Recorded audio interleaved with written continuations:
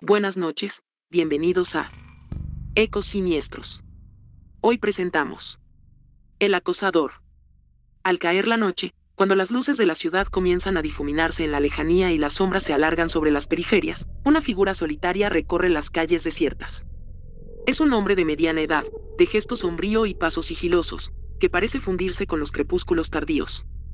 Vestido usualmente con tonos oscuros para dificultar su identificación, y portando siempre un maletín desgastado, este hombre ha hecho de las zonas menos transitadas su coto de caza. Selecciona a sus víctimas con meticulosa precisión, mujeres jóvenes que recorren solas los caminos solitarios. Sin embargo, su presencia es tan discreta que solo una sensación de desasosiego delata su seguimiento. Aunque no siempre realiza tocamientos, la persistencia de su sombra genera un terror silencioso entre quienes sienten su mirada depravada. Las denuncias se acumulan en las estaciones de policía, cada una describiendo la figura escurridiza de este hostigador de mujeres. Pero las autoridades se encuentran atadas de manos. Sin evidencia concreta y sin testigos de sus acechos, poco pueden hacer más que aumentar las rondas nocturnas, que parecen no disuadir al acosador. Una noche, el viento trae consigo un cambio. Julia, una joven profesora de arte que ha sentido durante semanas la opresión de ser observada, decide que es hora de actuar. Con la ayuda de vecinos y amigos, prepara un plan para exponer a su perseguidor. Instalan cámaras discretas y organizan vigilancias, esperando captar al pervertido en su propio juego. En una noche especialmente oscura, el degenerado aparece, siguiendo el mismo patrón de siempre. Pero esta vez, al intentar acercarse a su habitual ruta de acecho, se encuentra con una barricada de luces y cámaras encubiertas, las cuales nota en el acto. Sintiéndose merodeado y sin escapatoria visible, no tiene más opción que regresar por donde llegó, y un poco de su imagen queda capturada en video, revelando por primera vez parte de su rostro a la comunidad. Y antes de que pueda ser confrontado, el depravado se desvanece en las sombras, su figura diluyéndose como si fuera parte de la misma oscuridad, mientras se pone con rapidez una sudadera blanca con capucha. Aunque la evidencia de sus acciones es ahora clara, el misterio de su identidad y sus motivaciones sigue intacto, alimentando el temor de la comunidad, ahora alerta y unida. Luego de este incidente, la oscuridad había caído sobre la ciudad como un manto pesado, y en la tranquilidad de sus alrededores, un nuevo capítulo del acecho se estaba escribiendo. Las calles periféricas, bañadas por la luz mortecina de las farolas, parecían más desoladas que de costumbre. En una de esas calles, cerca de un pequeño parque olvidado por el bullicio urbano, una joven adolescente regresaba a casa después de un estudio tardío en la biblioteca de la escuela secundaria. Mientras la mayoría de los residentes se resguardaban en sus hogares, Marta caminaba apresuradamente a través del parque que separaba su escuela secundaria de su casa. Era una ruta que conocía bien, pero esa noche, el frío viento parecía traer consigo un mal augurio. Con su mochila al hombro y una sensación de cansancio abrumador, no notó de inmediato la presencia que se deslizaba tras ella como una sombra entre los árboles. Desde la distancia, aquel depravado ya la observaba. Había notado a Marta días atrás, y su figura se había convertido en una presencia constante en las tardes cuando ella volvía a casa. Había encontrado en la inocencia de la joven un nuevo objetivo para su inquietante obsesión. Esta vez, sin embargo, su acercamiento fue más audaz. Aprovechando la escasa iluminación del parque, comenzó a cerrar la distancia, sus pasos silenciosos en el follaje apenas perceptibles. Logra alcanzarla. Y presiona con agresividad la mandíbula de la joven, mientras le exige que se calle. Justo cuando le estaba derribando en un rincón apartado, un ruido súbito, una voz firme rompieron el silencio. «¡Alto ahí!», gritó una voz masculina. Era Roberto, un joven que solía caminar por el parque para despejar su mente después del trabajo. Al notar la situación, no dudó en intervenir y embiste violentamente al agresor, iniciándose un brutal forcejeo. En ese momento, los gritos de Marta atrajeron la atención de otra persona cercana. Lucrecia, la dueña de una pequeña tienda de abarrotes aledaña al parque, salió precipitadamente al oír el alboroto. Armada con un robusto palo de escoba, se unió a Roberto sin titubear, y encendiendo la linterna de su móvil, iluminó directamente el rostro del acosador, quien se detuvo en seco, sorprendido por la confrontación inesperada. Otras personas se acercaron espantadas por el alboroto. Desesperado, el atacante se encontró acorralado y su reacción fue huir despavorido. Su figura se desvaneció entre los árboles del parque, dejando tras de sí una estela de preguntas y miedo. Marta, visiblemente asustada, encontró consuelo en la rápida respuesta de sus inesperados protectores. Roberto y Lucrecia la acompañaron fuera del parque, asegurándose de que llegara a su casa segura. La señora Lucre, con su voz calmante y firme, habló con Marta, asegurándose de que la joven estuviera bien antes de ofrecerle acompañarla a casa. Aunque aún temblorosa, se sintió agradecida y segura gracias a la intervención oportuna de estos dos protectores inesperados. Su historia se difundiría, añadiendo otro capítulo a la leyenda urbana del acosador. La comunidad comenzaba a tomar conciencia de la gravedad del acechador que perturbaba sus noches. Roberto y Lucrecia, al igual que otros antes que ellos, compartieron su testimonio y se dio una amplia cobertura en medios al terrible incidente, fortaleciendo el vínculo entre los vecinos y aumentando la vigilancia colectiva. El temor estaba dando paso al resentimiento social. Ante la falta de acción de las autoridades, no permitirían que este terror silencioso dominara sus calles. Y a medida que los incidentes de acecho en las periferias de la ciudad se multiplicaban, también lo hacían las denuncias. Cada caso, meticulosamente documentado por las víctimas y testigos, se acumulaba en los despachos de una policía cada vez más criticada por su inacción. Los medios de comunicación, tanto impresos como televisivos, comenzaron a hacer eco de estas denuncias, destacando no solo la frecuencia de los incidentes sino también la aparente indiferencia de las autoridades. En las primeras planas de los periódicos locales y en los segmentos de noticias de la tarde, periodistas y comentaristas debatían acaloradamente sobre las posibles razones detrás de la negligencia policial. Algunos sugerían que la corrupción en las filas podía estar permitiendo que el acosador continuara su ronda de terror sin enfrentar consecuencias.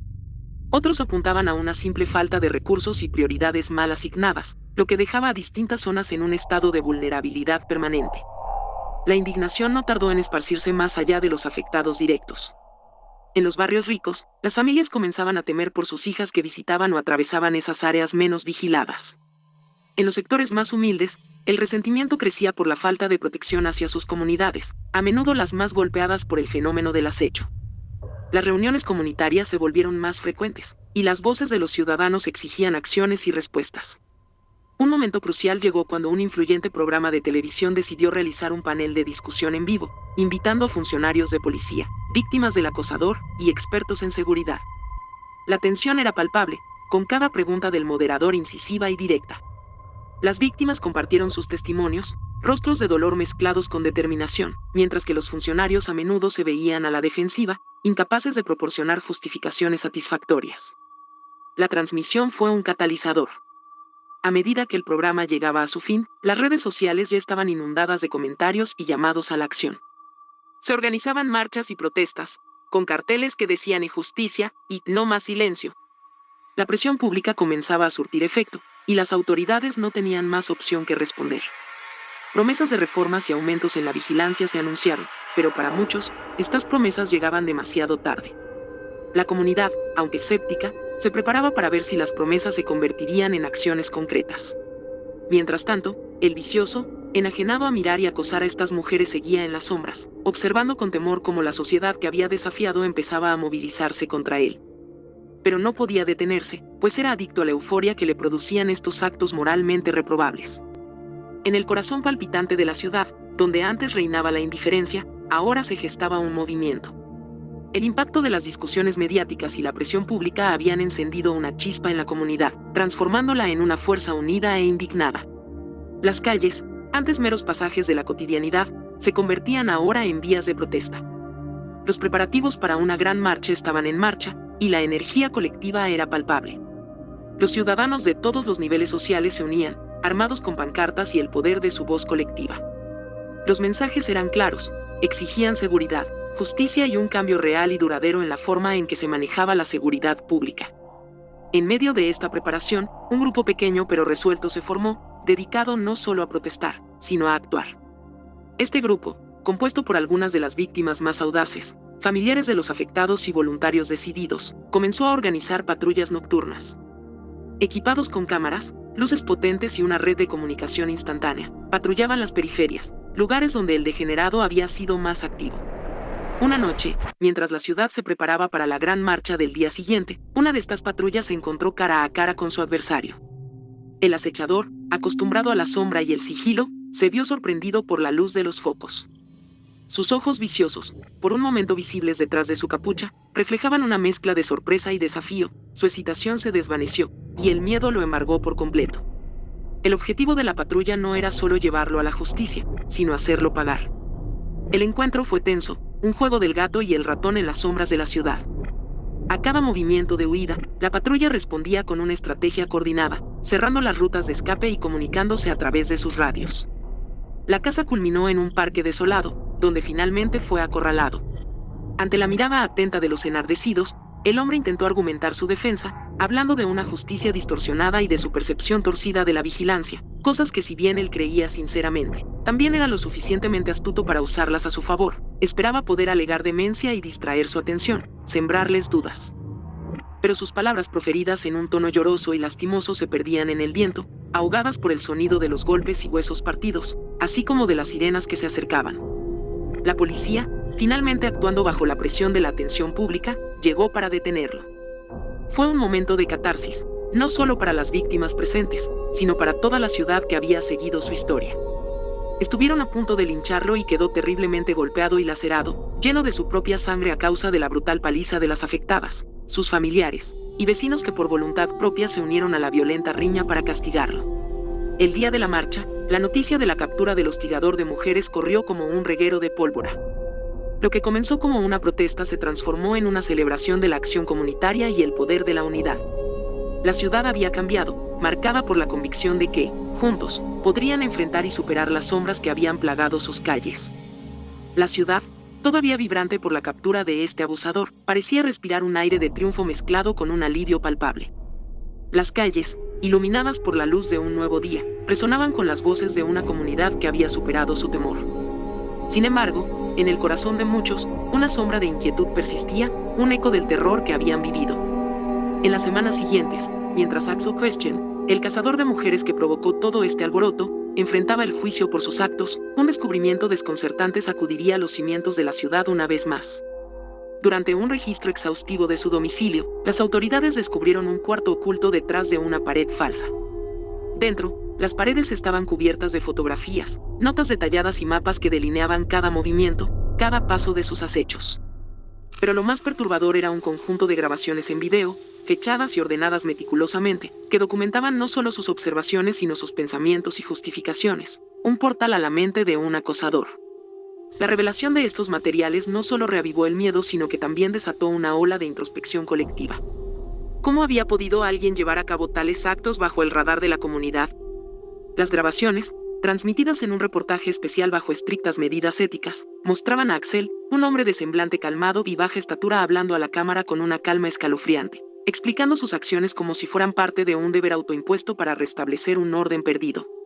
Este material, aunque profundamente perturbador, sirvió como un recordatorio sombrío de que el mal puede residir en la banalidad de lo cotidiano. La comunidad, enfrentada con esta ventana a la oscuridad humana, se encontró unida no solo por el alivio sino también por una renovada vigilancia. El juicio culminó rápidamente dado el volumen abrumador de evidencia. Axel fue condenado a una larga pena en prisión, pero el veredicto trajo poco consuelo. Las sombras, una vez disipadas, dejaban ahora un silencio inquietante, una pregunta latente sobre la fragilidad de la seguridad y la vigilancia. En la noche del veredicto, una vigilia se llevó a cabo en el parque donde había sido capturado.